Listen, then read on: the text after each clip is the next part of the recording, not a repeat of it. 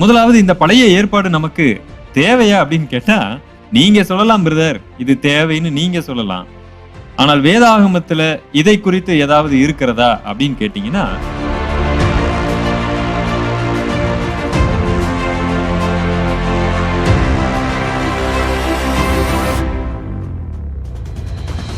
சபையின் காலகட்டத்திலே வாழுகிறவர்களுக்கு சபைக்கு எழுதப்பட்ட நிருபங்கள் தானே முக்கியம்.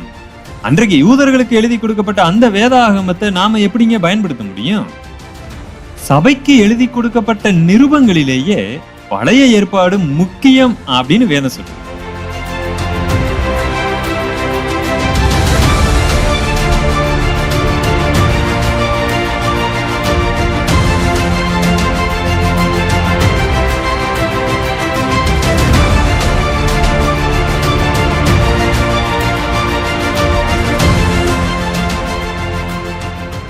இந்த வேதாகமத்தை ஒருவர் வாசிக்க ஆரம்பிக்கிறாருன்னு சொன்னா, இந்த வேதாகமத்தை திருப்பின உடனே இருக்கக்கூடிய ஒரு வார்த்தை என்னன்னு கேட்டீங்கன்னா, பழைய ஏற்பாடுன்னு இருக்கும்.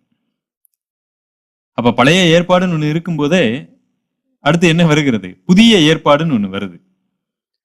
இன்றைக்கு நிறைய பேருக்கு இருக்கக்கூடிய ஒரு சந்தேகம் என்னன்னு கேட்டீங்கன்னா, பழைய ஏற்பாடை நாம பின்பற்றலாமா? இப்ப நமக்கு அது தேவையா? அப்ப புதிய ஏற்பாடுன்னு ஒண்ணு ஏன் இருக்கு? பழைய ஏற்பாட்டுல இருக்கக்கூடிய சில வசனங்களை இன்றைக்கு சபைகளில பிரசங்கிக்கிறார்கள். ஆனா சில விஷயங்களை நீங்க பின்பற்றலான்னு சொல்றீங்க, சில விஷயத்தை நீங்க பின்பற்ற வேணான்னு சொல்றீங்க. எந்த அடிப்படையில நீங்கள் இதை சொல்லுகிறீர்கள்? உண்மையிலே நமக்கு பழைய ஏற்பாடு அவசியம் தானா? அதன் மூலமா என்னத்தை நாம கற்றுக்கொள்கிறோம்? இதை குறித்து தான் இந்த பதிவுல நாம் பார்க்க போகிறோம். இந்த வீடியோவை நான் 2 பாகமாக வெளியிட விரும்புகிறேன். இந்த முதல் பாகத்துல நாம என்ன தியானிக்க போகிறோம் என்று சொன்னால், இந்த பழைய ஏற்பாடு முதலாவது தேவையா தேவையில்லையா? தேவை என்று சொன்னால் எந்த அடிப்படையில இது நமக்கு தேவை அப்படிங்கிறத இந்த முதல் பாகத்துல நம்ம தியானிக்கலாம். அடுத்து 2ஆம் பாகத்துல நம்ம என்ன தியானிக்க போகிறோம் என்று சொன்னால், எந்த அடிப்படையில பழைய ஏற்பாடை வியாக்கியானம் செய்வது, எதை நாம பின்பற்றலாம், எதை பின்பற்றக்கூடாது அப்படிங்கிறத எந்த அளவுகோலின் அடிப்படையில நிர்ணயிப்பது, இதை நம்ம 2வது வீடியோவில் நாம பார்க்கலாம். சரி, முதலாவது இந்த பழைய ஏற்பாடு நமக்கு தேவையா அப்படின்னு கேட்டா, வேதம் இதை குறித்து என்ன சொல்லுகிறது? நீங்க சொல்லலாம் பிரதர், இது தேவைன்னு நீங்க சொல்லலாம். ஆனால் வேதாகமத்துல இதை குறித்து ஏதாவது இருக்கிறதா அப்படின்னு கேட்டீங்கன்னா, என்றைக்குமே என்னுடைய பதிலை வைத்தோ ஒரு மனிதனுடைய சொல்லை வைத்தோ நாம எதையுமே தீர்மானிக்க வேண்டிய அவசியம் இல்லை. வேதமே வேதாகமத்தை விளக்குகிறது. அப்ப வேதாகமத்திலிருந்து இதை குறித்ததான தெளிவான பதில்களை நீங்களும் நானும் அறிந்து கொள்ள முடியும். சபை காலகட்டத்திலே வாழுகிறவர்களுக்கு பழைய ஏற்பாடு அவசியமா? அவசியம் அப்படிங்கிறத வேதாகமத்திலிருந்தே நாம பார்க்க முடியும். சபைக்கு எழுதி கொடுக்கப்பட்ட நிருபங்களிலேயே பழைய ஏற்பாடு முக்கியம் அப்படின்னு வேதம் சொல்லுது. சில வசனங்களை உங்களுக்கு நான் சுட்டி காண்பிக்கிறேன். நம்பர் 1, அப்போஸ்தலனாகிய பவுல் கொரிந்தியருக்கு எழுதும்போது 1 கொரிந்தியர் 10ஆம் அதிகாரம் 11வது வசனத்துல அவர் இப்படியாக எழுதுகிறார், இவைகள் எல்லாம் திருஷ்டாந்தங்களாக அவர்களுக்கு சம்பவித்தது, உலகத்தின் முடிவு காலத்தில் உள்ள நமக்கு எச்சரிப்பு உண்டாகும்படி எழுதப்பட்டும் இருக்கிறது. அப்ப பழைய ஏற்பாட்டுல நடந்த சம்பவத்தை குறித்து தான் எழுதுகிறார். இவைகள் எல்லாம் நமக்கு திருஷ்டாந்தங்களாக, உணர்த்துவிக்கும் வண்ணம், எடுத்துக்காட்டாக உலகத்தின் முடிவு காலத்திலே வாழுகிற நமக்கு எச்சரிப்பு உண்டாக்கும்படி எழுதப்பட்டிருக்குன்னு சொல்லுகிறார். அப்ப பழைய ஏற்பாடு முக்கியமா, முக்கியம் இல்லையா? முக்கியம். பவுல் பழைய ஏற்பாட்டில இருந்து தானே வசனத்தை எடுத்து எழுதுகிறார். ஆண்டவராகிய இயேசு கிறிஸ்து யூதர்களிடத்துல பேசும்போது யோவான் 5ஆம் அதிகாரம் 39வது வசனத்துல என்ன சொல்லுகிறார் கவனிங்க. வேத வாக்கியங்களை ஆராய்ந்து பாருங்கள், அவைகளால் உங்களுக்கு நித்திய ஜீவன் உண்டென்று எண்ணுகிறீர்களே, என்னை குறித்து சாட்சி கொடுக்கிறவைகளும் அவைகளே. இப்ப வேத வாக்கியங்களை ஆராய்ந்து பாருங்கள் சொன்னார்ல, அவர் வாழ்ந்த காலத்துல புதிய ஏற்பாட்டுல ஒரு புஸ்தகம் கூட எழுதப்படவில்லை. அப்ப எந்த வேத வாக்கியங்களை ஆராய்ந்து பார்க்க சொல்லுகிறார்? பழைய ஏற்பாட்டு வசனங்களை தான் ஆராய்ந்து பார்க்க சொல்லுகிறார். அப்ப பழைய ஏற்பாட்டு கால வசனங்கள் நமக்கு முக்கியமா, முக்கியம் இல்லைங்களா? ரொம்ப முக்கியம். ஆனா அதை எப்படி வியாக்கியானம் செய்கிறது என்பதில் தான், எவற்றை நம்மளுடைய வாழ்க்கையில் அபியாசப்படுத்த வேண்டும் என்பதில் தான் முரண்பட்டு கிடக்கிறோம். அதனையும் நாம தெளிவா தியானிக்கும் போது நிச்சயமா உங்களுக்கு புரியும் அப்படின்னு நம்புறேன். நான் இன்னும் பல வசனங்களை காண்பிக்க முடியும், ஆனா நம்மளுடைய நோக்கம் அதல்ல. நீங்க இந்த 2 முக்கியமான உதாரணத்தை பிடிச்சுக்குங்க.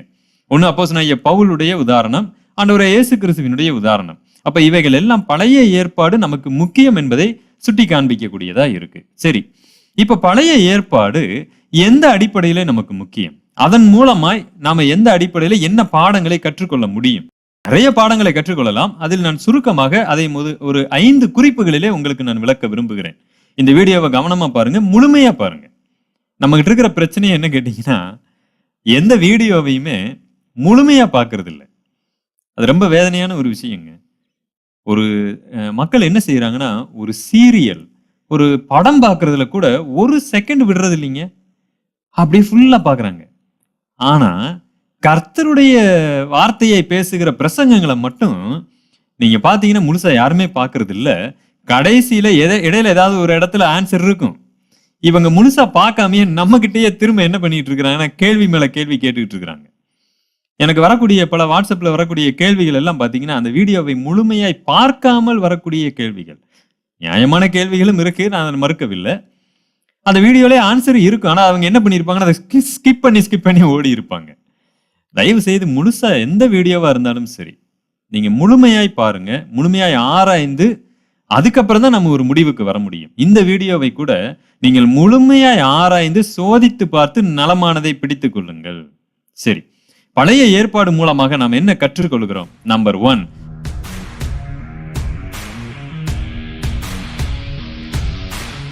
மனிதனுடைய நிலை என்ன என்பதை பழைய ஏற்பாடு வெளிப்படுத்துகிறது.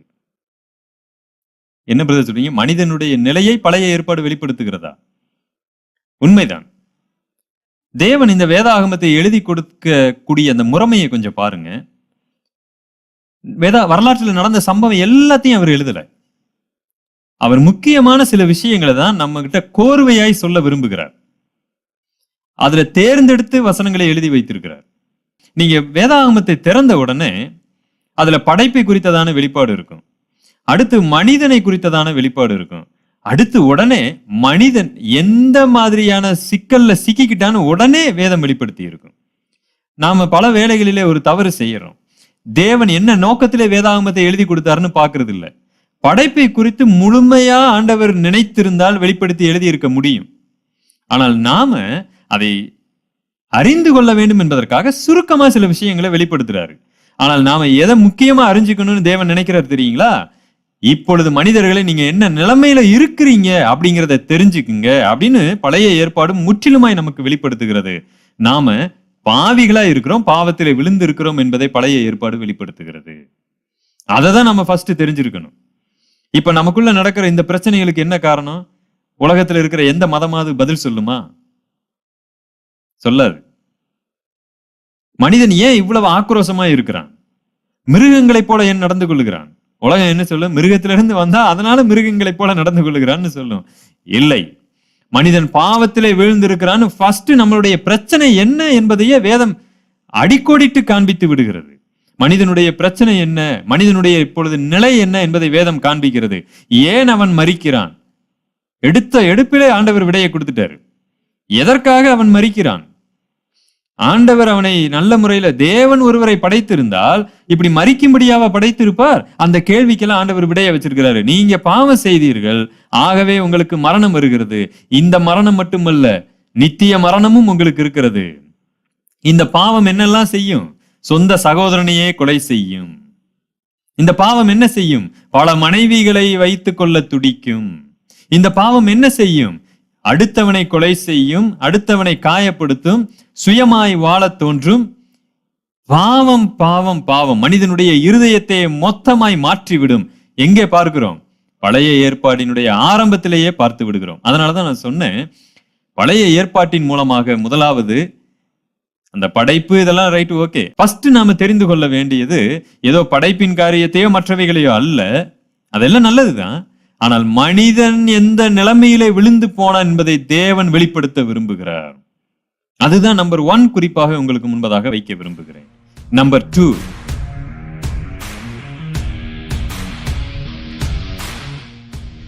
பழைய ஏற்பாடு விழுந்து போன மனிதனுக்கு தேவனுடைய திட்டம் என்ன என்பதை வெளிப்படுத்தி காண்பிக்கிறது. கரெக்ட் தானே? இப்ப தேவன் அமைதியா இருக்கிறாரா? இல்லை. இப்ப மனிதன் என்ன ஆயிட்டான்? விழுந்து போயிட்டான், பாவத்திலே விழுந்துட்டான். அப்படி விழுந்த அந்த மனிதனுக்கு தேவன் வைத்திருக்கிற திட்டம் என்ன அப்படிங்கிறத பழைய ஏற்பாடு தான் வெளிப்படுத்தி காண்பிக்குது. எப்ப மனுஷன் முதல்ல பாவம் செஞ்சானா அப்பவே மீட்பிற்கான வாக்குத்தத்தம் கொடுக்கப்பட்டு விட்டது. ஆதியாகமம் 3ஆம் அதிகாரம் 15வது வசனம். உனக்கும் ஸ்திரீக்கும் உன் வித்துக்கும் அவள் வித்துக்கும் பகை உண்டாக்குவேன், அவர் உன் தலையை நசுக்குவார், நீ அவர் குதிங்காலை நசுக்குவாய் என்றார். அப்ப ஃபர்ஸ்ட் மனிதன், விழுந்து போன மனிதனுக்குரிய தேவ திட்டம் என்ன அப்படிங்கிறது இங்கு வெளிப்படுகிறது. இது கொஞ்சம் உவமையா எழுதப்பட்டிருக்கிறது. ஆனா இதனுடைய தேவ திட்டம் என்ன, இதனுடைய விளக்கம் என்ன, அடுத்து தேவன் என்ன செய்கிறார், படிப்படியாக கொஞ்சம் கொஞ்சமாக இந்த சத்தியம் எப்படி நிறைவேறுகிறது என்பதை பழைய ஏற்பாட்டில் வெளிப்படுத்தி காண்பிக்கிறார். நன்றாக புரிந்து கொள்ளுங்க. ஆதியாகமம் 3:15 சொல்லப்பட்ட உன் வித்துக்கும் ஸ்திரீயின் வித்துக்கும் சம்பவம் எப்படி நிறைவேறப் போகிறது, அந்த ஸ்திரீயின் வித்து யார், அவர் எந்த வழியிலே வருவார், இதையெல்லாம் அந்த ரட்சிப்பின் நிறைவேறுதல் எல்லாமே பழைய ஏற்பாடு முழுவதுமாகவே ஆண்டவர் ஆங்காங்கே வெளிப்படுத்தி கொண்டே வருகிறார். தேவன் ஒரு ஜனத்தை தேர்ந்தெடுத்ததே அதற்காக தான். இப்ப ஆபிரகாம் மூலமாக ஒரு கூட்டத்தை தேர்ந்தெடுத்து எபிரேயர்கள் அல்லது யூதர்கள், இஸ்ரவேலர்கள் என்கிற ஒரு நாட்டை தேர்ந்தெடுத்ததனுடைய மிக முக்கியமான நோக்கம் என்ன தெரியுங்களா? வேத வாக்கியத்தை, தீர்க்க தரிசனங்களை அவர்களுக்கு கொடுத்து பாதுகாப்பதே தேவனுடைய முக்கிய நோக்கம். அதைத்தான் ரோமர் 3 அப்போஸ்தலனாகிய பவுல் சொல்லுகிறார், தேவனுடைய வாக்கியங்கள் அவர்களிடத்திலே ஒப்புவிக்கப்பட்டிருக்கிறது மேன்மை என்று சொல்லி எழுதுகிறார். தேவன் அவர்களை ஏன் தேர்ந்தெடுத்திருக்கிறார்? பல விஷயங்களிலே நம்பர் 1 முக்கியமான ஒண்ணு, தேவனுடைய இந்த திட்டத்தை ஆங்காங்கே தீர்க்கதரிசிகள் மூலமாய் அவர் வெளிப்படுத்தி கொண்டே வருகிறார். அதை அவங்க பாதுகாத்து எழுதி வச்சுக்கிட்டே வந்தாங்க. அதைத்தான் நாம் பழைய ஏற்பாடு என்று சொல்லுகிறோம். அப்ப அந்த பழைய ஏற்பாடு முழுவதுமாகவே ஒரு கோர்வையாக போகிறது. ஒரு குறிப்பிட்ட ஒரு நோக்கத்திற்காக அவைகள் வேத ஆசிரியர்கள் மூலமாய் தேவனால் எழுதி கொடுக்கப்பட்டவைகள். நடக்கிற சம்பவத்தை எல்லாம் வளவளவலன்னு தேவன் எழுதல. தேவன் எதை எழுத தீர்மானித்தாரோ அதை மட்டும்தான் அந்த ஆசிரியர்களை கொண்டு தேவன் எழுதி கொடுத்தார். அப்ப முதல்ல நாம என்ன பார்த்தோம், மனிதனுடைய நிலை என்ன என்பதை இந்த பழைய ஏற்பாடு நமக்கு வெளிப்படுத்துகிறது. இரண்டாவது என்ன பார்த்தோம், தேவனுடைய திட்டம் அதில் எப்படி வெளிப்படுகிறது, ரட்சிப்பின் திட்டம் என்ன, எப்படி இந்த பாவத்திலிருந்து நம்மை விடுவிக்க போகிறார், இதை குறித்ததான வெளிப்படுத்துதல், அது எப்படி நிறைவேற போகிறது, இது எல்லாமே பழைய ஏற்பாடு முழுவதுமாக இருக்கிறது. நம்பர் 3,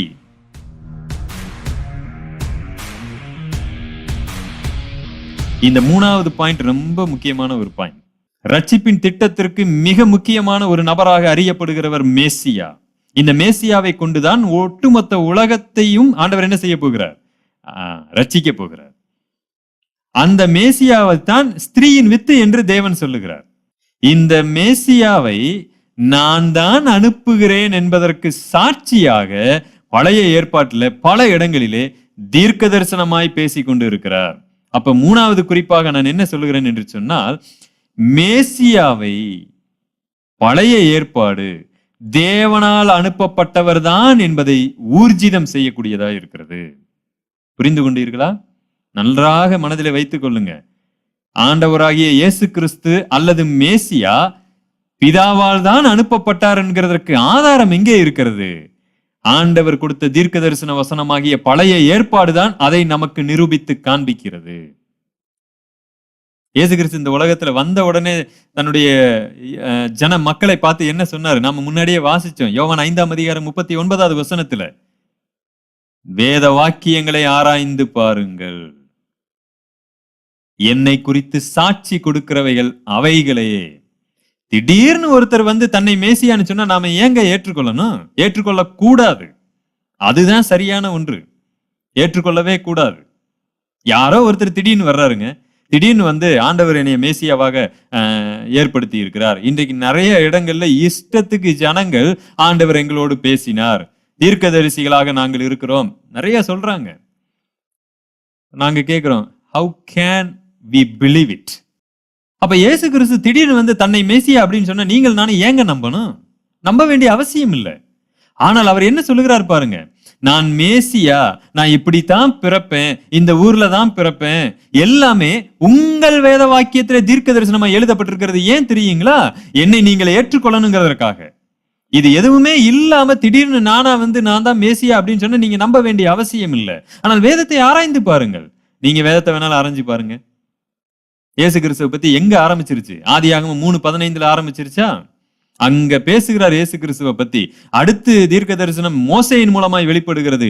என்னை போன்ற ஒரு தீர்க்கதரிசி ஏசாயாவின் நிறைய தீர்க்க தரிசனம் இருக்கு, சுருக்கமா சிலவற்றை சொல்லுகிறேன். ஏசாயா 53ஆம் அதிகாரத்துல அவர் எப்படியெல்லாம் அடிக்கப்படுவார் என்பதை குறித்த வெளிப்பாடு இருக்கிறது. அவர் ராஜாவாய் சங்கீதம் 2 நமக்கு வெளிப்படுத்துகிறது. தானியேல் தீர்க்க தரிசனம் 70 வார தீர்க்க தரிசனத்துல மேசியா சங்கரிக்கப்படுவார் என்று சொல்லப்பட்டிருக்கிறது. எல்லாமே இயேசு கிறிஸ்துவை பத்தி.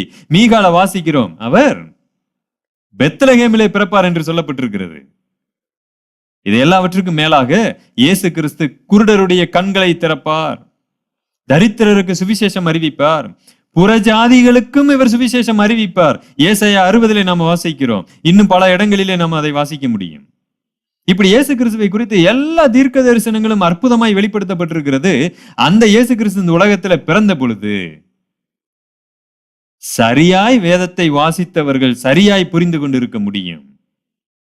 இயேசு கிறிஸ்து வாக்களிக்கப்பட்டவர். அதெல்லாம் எப்படி தெரிஞ்சுக்கிறோம்? இந்த பழைய ஏற்பாடு மூலமா தானே தெரிஞ்சுக்கிறோம். இது எப்படி நமக்கு அவசியம் இல்லாம போகும்?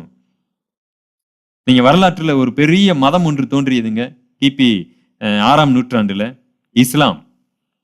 அதற்கு முக்கிய காரணமா இருந்தவர் வேற யாரும் கிடையாது, முகமது நபி.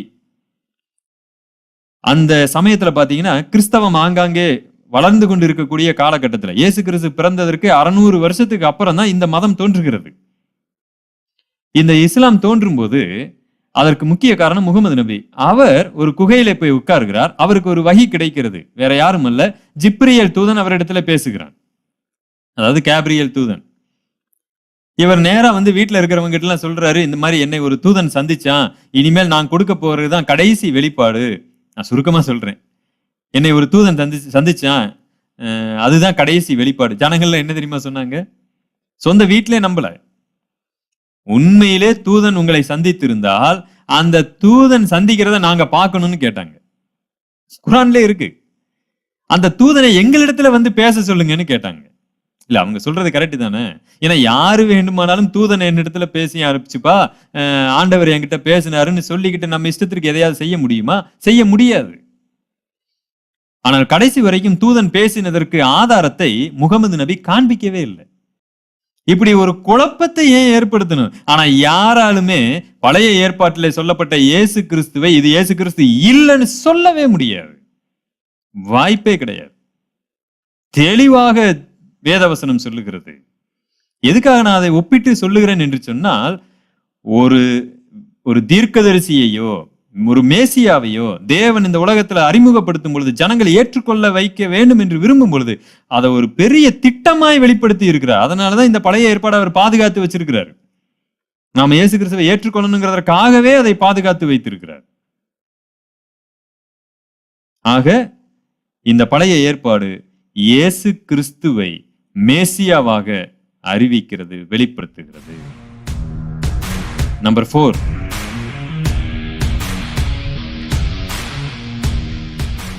இந்த பழைய ஏற்பாட்டின் மூலமாக தேவனுடைய குணாதிசயத்தை நாம் அறிந்து கொள்கிறோம்.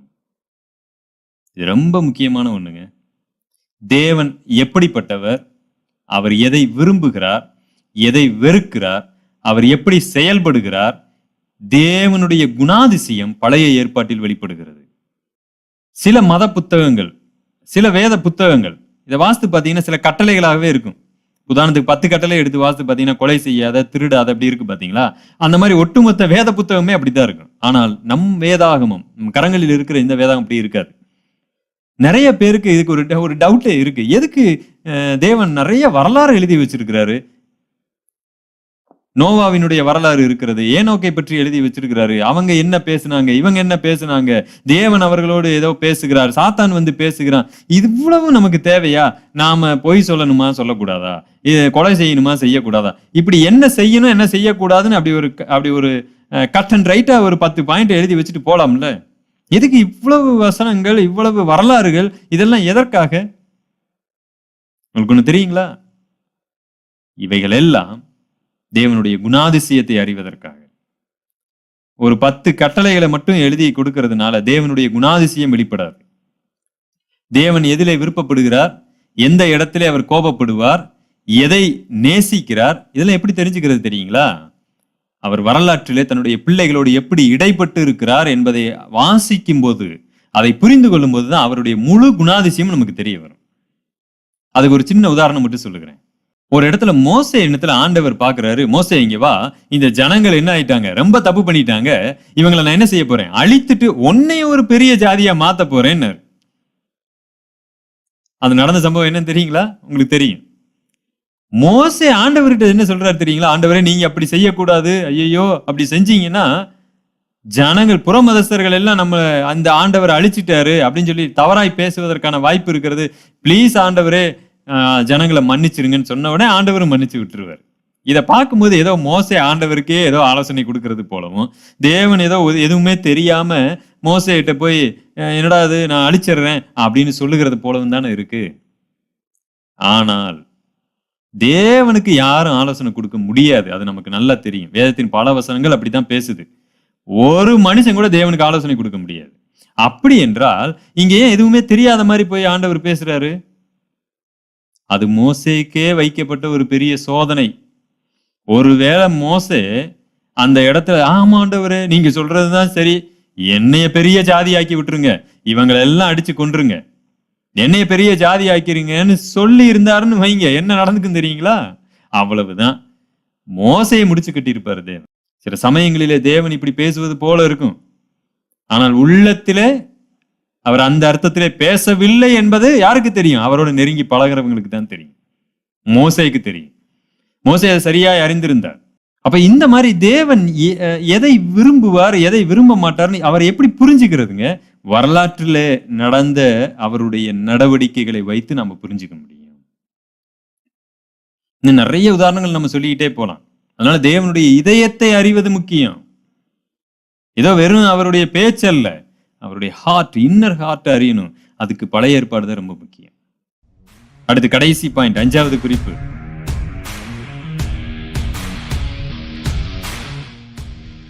என்ன? நம்ம ஏற்கனவே வாசித்ததுதான். 1 கொரிந்தியர் 10ஆம் அதிகாரத்தில் அப்போஸ்தலனாகிய பவுல் சொன்னார் அல்லவா, இவைகள் எல்லாம் திருஷ்டாந்தங்களாக நமக்கு எழுதப்பட்டிருக்கிறது. பழைய ஏற்பாட்டில் நடக்கிற எல்லா சம்பவங்களும் நமக்கு எடுத்துக்காட்டாக இருக்கிறது. எகிப்தில் இருந்த ஜனங்கள் எதனாலே உள்ளே போக முடியல? அவிசுவாசத்தினாலே போக முடியவில்லை. எபிரேய ஆசிரியர் அதை வெளிப்படுத்தி எழுதுகிறாரா? நமக்கு திருஷ்டாந்தங்களாக வெளிப்படுத்தப்பட்டிருக்கிறது. நீங்களும் அவிசுவாசிகளாய் இருப்பீர்கள் என்று சொன்னால் நீங்களும் பரம ராஜ்யத்தை அடைய முடியாது. எடுத்துக்காட்டா இருக்கா இல்லையா?